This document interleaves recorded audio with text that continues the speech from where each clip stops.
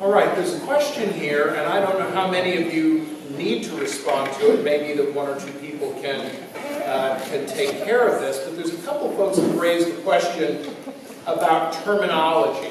As was pointed out earlier, Article 5 simply says a convention, call it convention. We hear the phrase constitutional convention. We hear the phrase convention of the states. Is one of those terms more accurate than the other? Why use one term instead of the other? What's the significance of the terminology? So we'll start with the opposing group first on this one, and you have 2 minutes.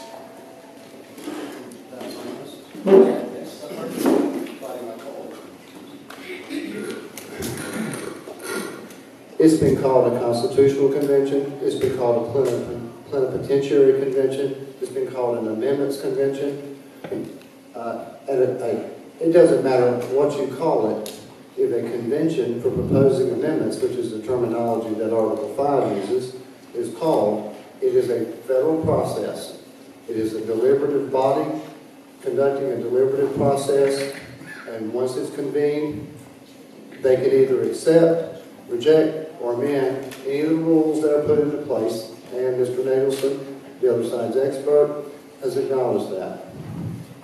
So your It position doesn't matter is, what you call it. It's an Article 5 convention for proposing amendments. so the terminology doesn't matter. One phrase is the same as the other.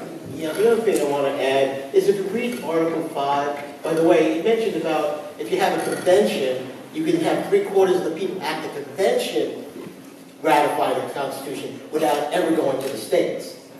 That's also in Article 5. But also with the Article 5 proposing conventions, it mentions proposing amendments. You cannot, the other side is being very disingenuous. They're putting up proposals with specific items. There's nothing in that Article 5 that says they can restrict it. Even Mr. Nadelson, who was from the Goldwater Institute, who supports it, said going so far as to specify in the resolution applying for an amendments convention that there must be an up or down vote on specific amendments, text is vulnerable to legal challenge. Gentlemen on the pro side, would like to respond to that? Yes, The terminology. meaning, words have meaning. I think we have to agree. Words are important, and names are important. Now, the other side, for all the time I've been involved in this process, has tried to call this a constitutional convention because the 1787 convention was called that, and so they use that as a springboard to then suggest that a new constitution could emit from this. It is only a convention for proposing amendments. That is the only name that the Constitution gives. Since words don't matter to our opponents, maybe we should just call it a Star Trek convention. Any convention is any convention, right? I'm up for Star Trek. Okay, absolutely. But anyway, on another note, as far as what our opponent said, what is it about big government? We agree. Big government, whether it's Republicans or Democrats. What can we actually do about that?